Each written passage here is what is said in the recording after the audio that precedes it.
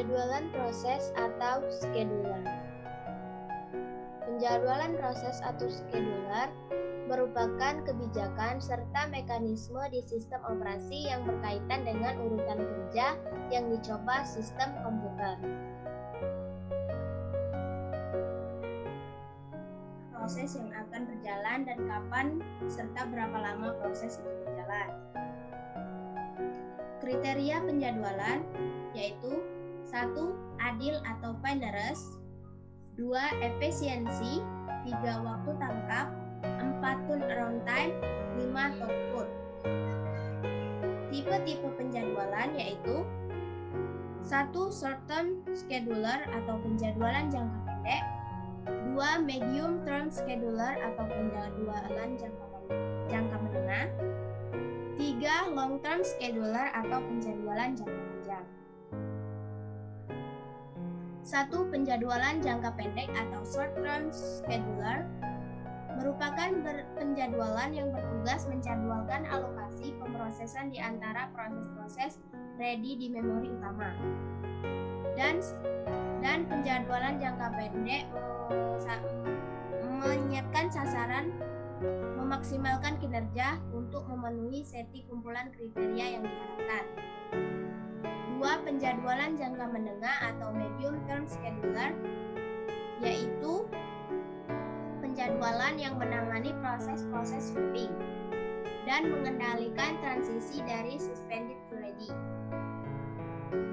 Kemudian penjadwalan jangka panjang atau long term scheduler merupakan penjadwalan yang bekerja terhadap antrian bits yang memiliki bits berikutnya yang harus dieksekusi. Kemudian memberikan keseimbangan job campuran. Strategi penjadwalan terbagi menjadi dua yaitu non-preemptif dan preemptif. Penjadwalan non-preemptif yaitu proses diberi jatah waktu oleh pemroses dan pemroses tidak dapat diambil alih oleh proses lain sampai proses itu selesai.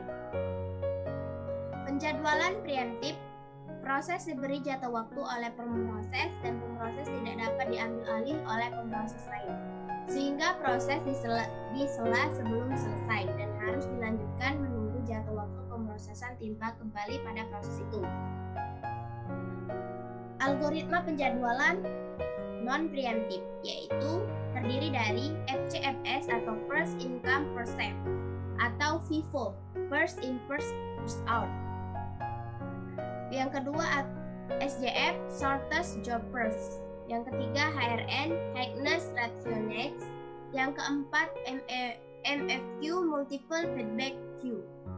Kemudian algoritma preemptif yaitu 1.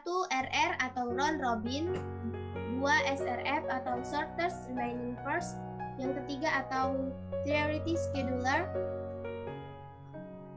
Berikut ini merupakan contoh penjadwalan proses algoritma. 1. FCFS, first come first serve. Merupakan proses-proses diberi jatah waktu pemrosesan berdasarkan waktu datang atau waktu tiba. Pada saat pemroses mendapatkan jatah waktu pemroses, proses dijalankan sampai selesai. Adapun rumusnya yaitu TAT sama dengan waktu tunggu plus waktu eksekusi. Rata turnaround time sama dengan jumlah TAT atau turnaround time dibagi dengan banyaknya proses. Waktu tunggu sama dengan mulai eksekusi dikurang waktu tiba. Kemudian selesai eksekusi, mulai eksekusi ditambah lamanya eksekusi. Berikut ini merupakan contoh FCFS. Tentukan kapan mulai eksekusi dari tiap-tiap proses, kapan selesai eksekusinya, hitung turnaround time atau TAT, berapa rata TAT-nya.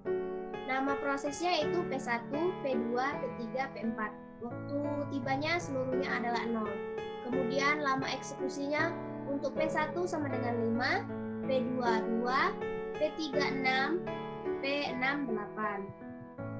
Kemudian untuk proses P1 mulai eksekusinya pada waktu ke-0, selesai eksekusinya pada waktu ke-5. Waktu tunggunya yaitu mulai eksekusi 0 dikurang dengan waktu tiba. 0 dikurangi 0 sama dengan 0. Untuk TAT-nya yaitu waktu tunggu ditambah dengan lamanya eksekusi, yaitu 0 ditambah 5 yaitu 5. Untuk P2, mulai eksekusinya pada waktu kelima, karena 5 merupakan waktu eksekusi sebelumnya. Mulai eksekusinya pada waktu kelima, selesai eksekusi yaitu lama eksekusi ditambah dengan mulainya eksekusi. Jadi mulai eksekusinya 5 ditambah lama eksekusinya 2, 5 ditambah 2 yaitu 7. Kemudian waktu tunggunya yaitu untuk waktu tunggu mulai eksekusi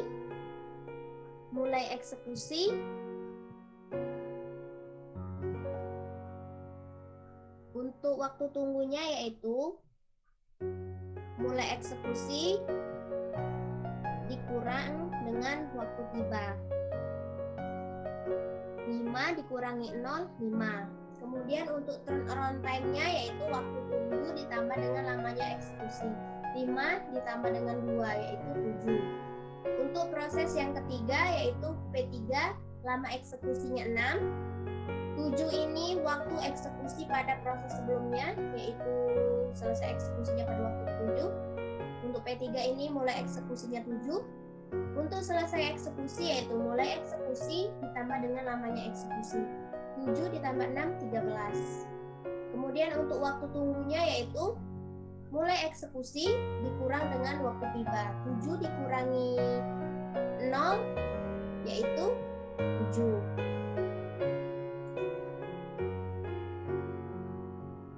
Kemudian TAT-nya yaitu waktu tunggu ditambah dengan lamanya eksekusi. 7 ditambah 6 yaitu 13. Kemudian untuk proses yang ke P4, memiliki lama eksekusinya 8. Ini mulai dieksekusinya pada waktu ke-13.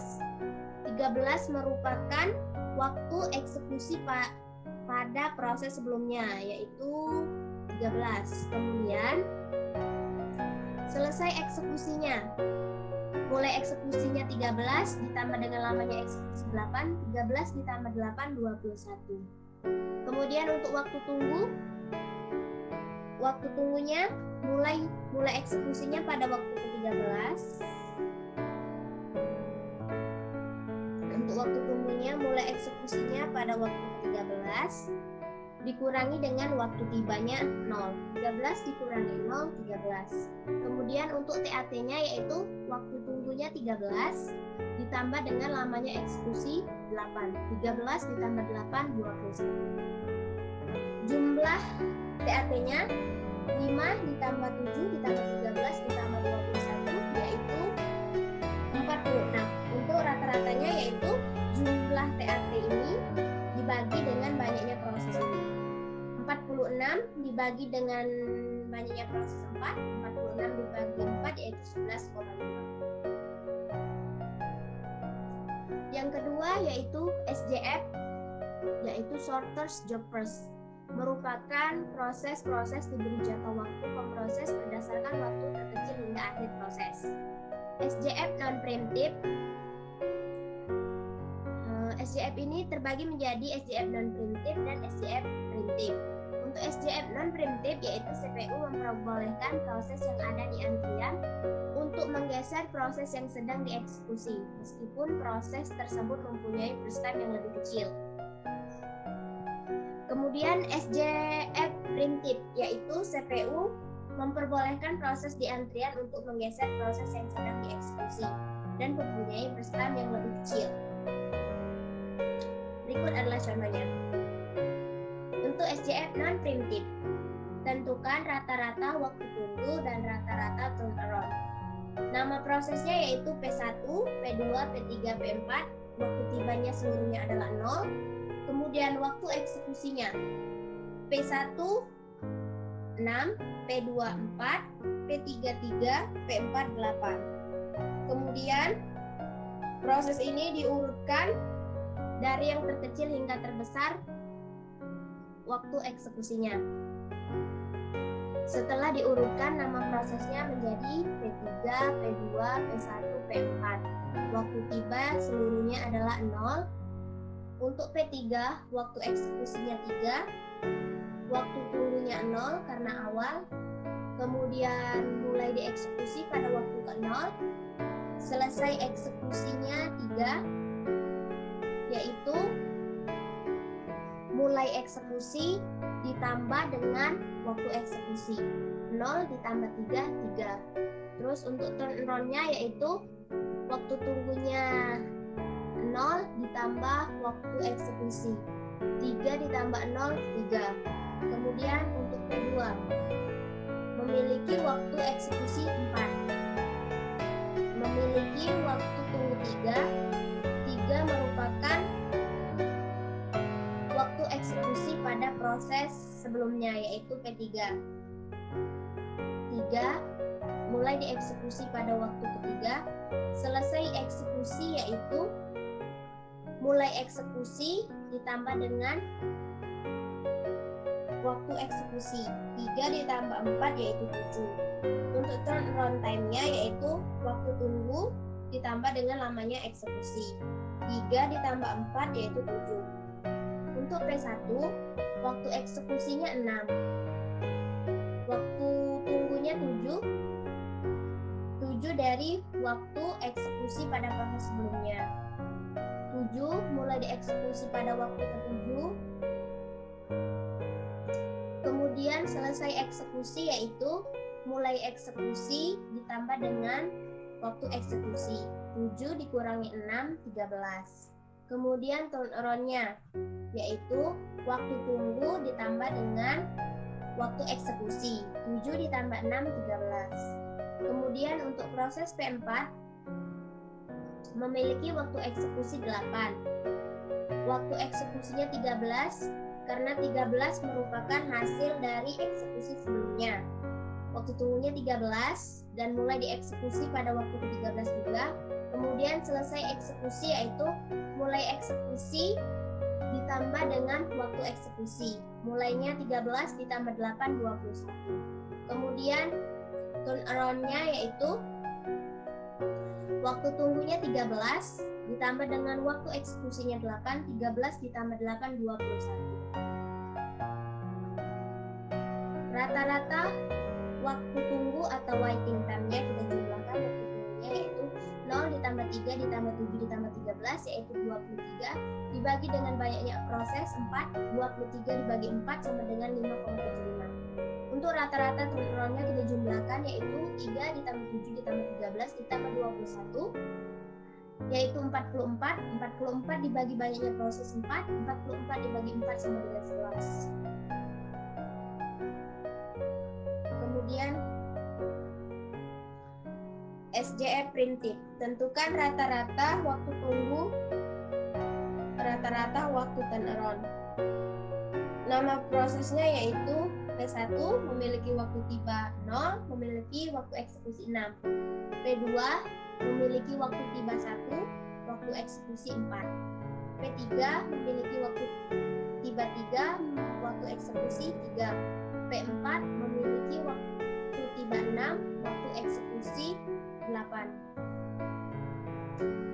Penyelesaiannya yaitu waktu tibanya, ini waktu tibanya, dan kemudian ini nama prosesnya. Pada waktu ke-0 P1 masuk, proses P1 masuk dan mulai dieksekusi.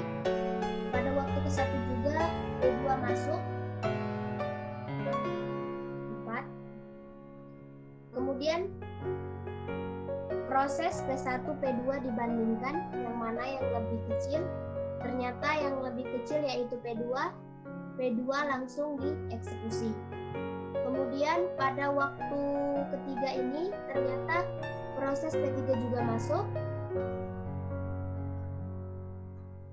Kemudian dibandingkan yang mana yang lebih kecil, yaitu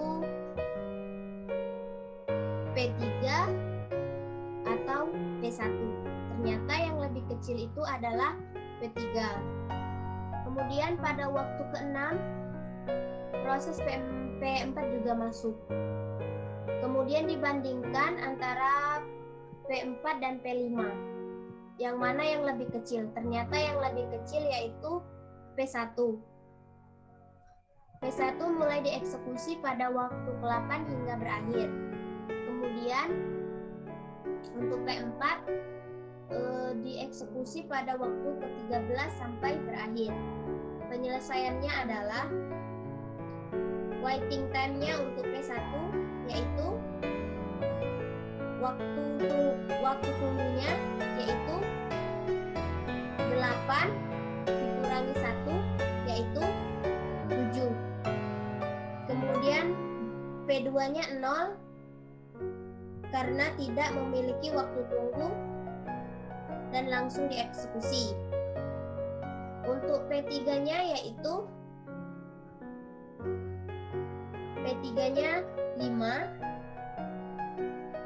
mulai dieksekusinya pada waktu ke-3. 5 dikurangi 3 yaitu 2. Kemudian P4 berakhirnya baru dieksekusi waktu ke-13 dan mulai masuk eksekusi yaitu waktu ke-6. 13 dikurangi 6 sama dengan 7.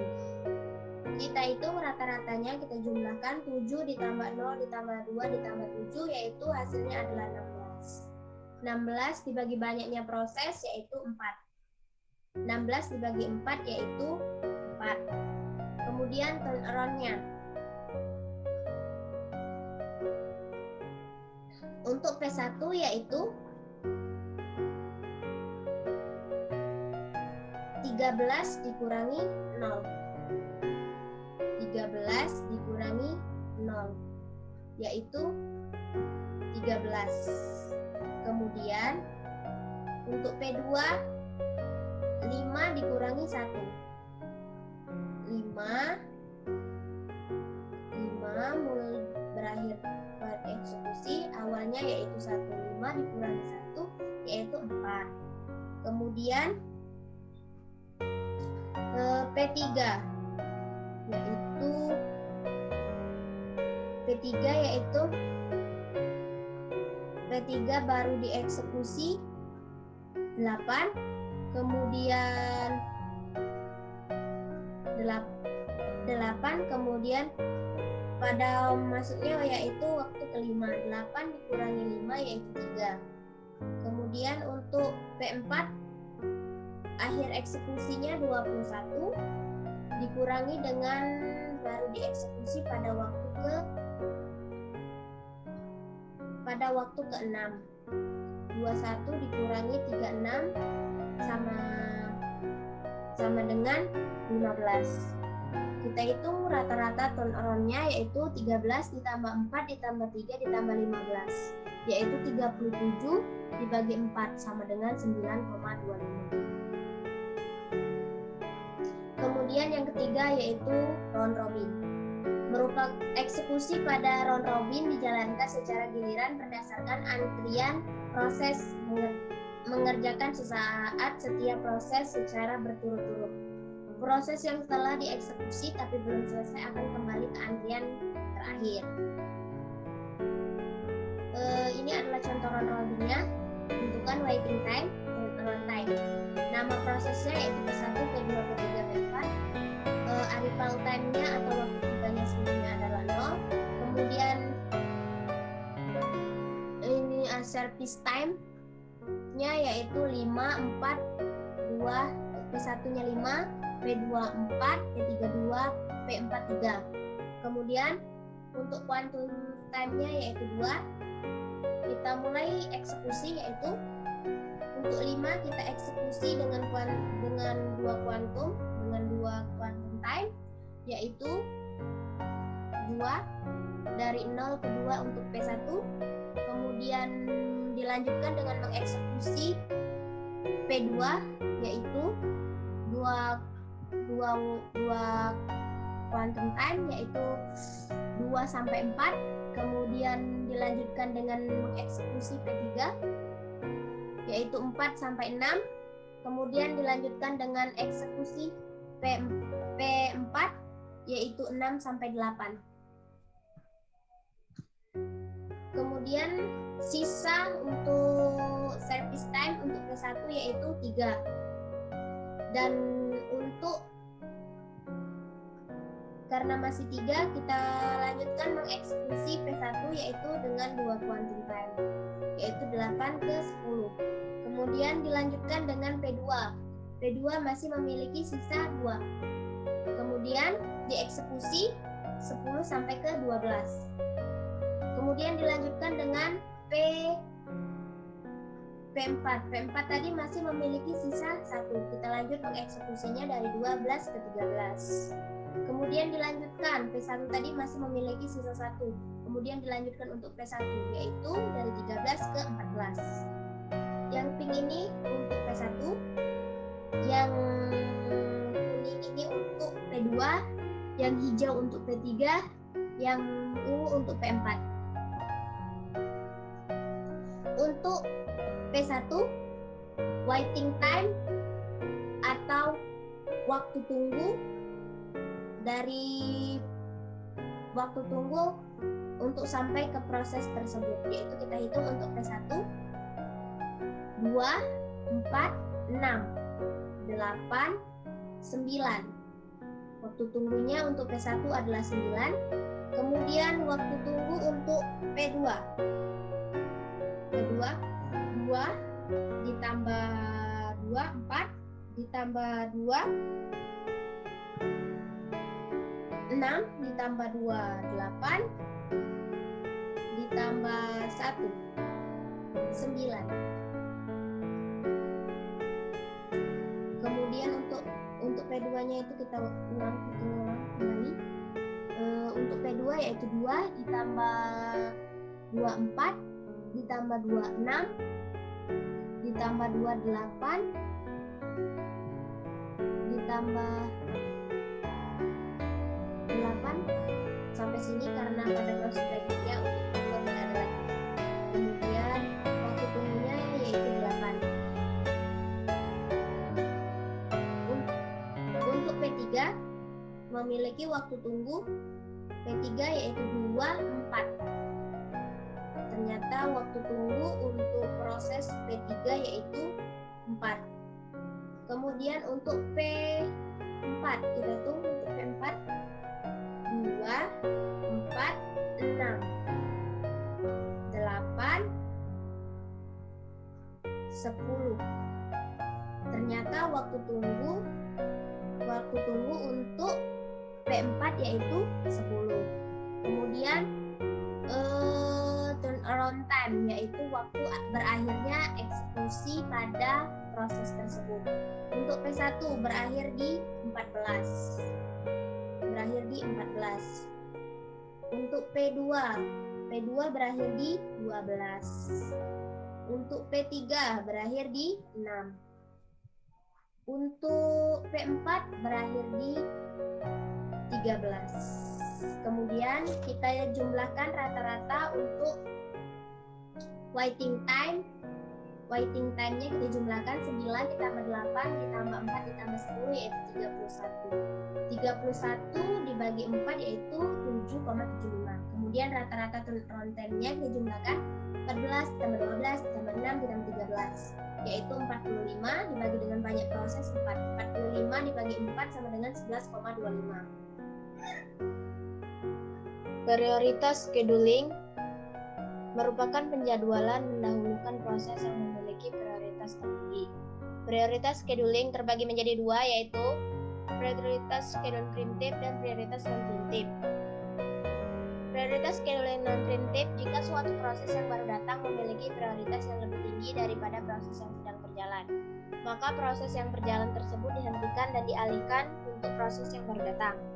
Prioritas non-preemptive, proses baru datang tidak dapat mengganggu proses yang sedang berjalan, tetapi hanya dicetak di dalam queue. Berikut ini merupakan contoh prioritas scheduling prinsip. Tentukan rata-rata turnaround dan waiting time-nya. Nama prosesnya P1, P2, P3. P1 memiliki arrival time-nya 0, prioritas ketiga, burst time-nya 10. Kemudian P2 memiliki arrival time 3, prioritas ke-1, burst time-nya 3. Kemudian P3 memiliki arrival time-nya 5, prioritas kedua, burst time-nya 4. Kita lihat di arrival time-nya ya ini. Lihat P1 ternyata P1 mulai masuk untuk dieksekusi pada waktu ke-0. Ternyata pada waktu ketiga juga proses P2 juga masuk untuk dieksekusi. P2 bisa menghentikan P1 karena P2 memiliki prioritas yang lebih tinggi daripada P1. Kemudian mengeksekusi P2 hingga burst time-nya habis. Kemudian dilanjutkan dengan P3. Kenapa tidak P1? Karena P3 memiliki prioritas yang lebih tinggi daripada P3. Kemudian kita eksekusi untuk P3 hingga berakhir. Kemudian dilanjutkan untuk mengeksekusi P1 yang tertunda tadi sampai dengan burst time-nya juga habis. Berikut ini merupakan contoh penyelesaiannya. Kita lihat, kita mencari dulu composition time-nya, yaitu composition time itu merupakan waktu akhir dari proses tersebut. Kita lihat waktu akhir dari proses tersebut untuk P1 17, untuk P2 6, untuk P3 yaitu 10. Kemudian kita mencari turnaround time-nya, yaitu composition time dikurang dengan arrival time. 17 dikurangi 0 sama dengan 17. Kemudian turnaround untuk P2 yaitu composition time-nya 6 dikurangi dengan arrival time-nya 3. 6 dikurangi 3 sama dengan 3. Kemudian untuk prioritas ketiga, composition time-nya 10 dikurangi dengan arrival time-nya 5. 10 dikurangi 5, 5. Kemudian waiting time-nya yaitu composition time dikurang dengan burst time. Composition time-nya 17 dikurangi dengan 10 sama dengan 7. Kemudian untuk waiting time yang kedua, turnaround-nya 3, burst time-nya 3. 3 dikurangi 3, 0. Kemudian mencari waiting time P3. Kita kemudian cari turnaround-nya 5, burst time-nya 4. 5 dikurangi 4, 1. Kemudian kita jumlahkan untuk mencari rata-rata turnaround dan waiting time. Untuk turnaround time-nya kita jumlahkan 17 ditambah 3 ditambah 5, yaitu 25. 25 dibagi dengan banyaknya proses 3. 25 dibagi 3 yaitu 8,3. Kemudian dilanjutkan dengan mencari rata-rata waiting time-nya. Dijumlahkan juga 7 ditambah 0 ditambah 1, yaitu 8. 8 dibagi dengan banyaknya prosesnya 3. 8 dibagi 3 yaitu 2,67. Kita lanjut untuk contoh prioritas scheduling non-preemptive, yaitu tentukan rata-rata turnaround dan waiting time-nya. Prosesnya P1, P2, P3. Untuk P1 arrival time-nya 0, prioritas ketiga, burst time-nya 10. Untuk P2 arrival time-nya 0, prioritas ke-1, burst time-nya 3. Untuk P3 arrival time-nya 5, prioritas kedua, burst time-nya 4. Kemudian kita lihat di arrival time-nya. Ternyata arrival time P1 dan P2 sama, dia mulainya pada waktu ke-0. Ini dibuat dengan meneruskan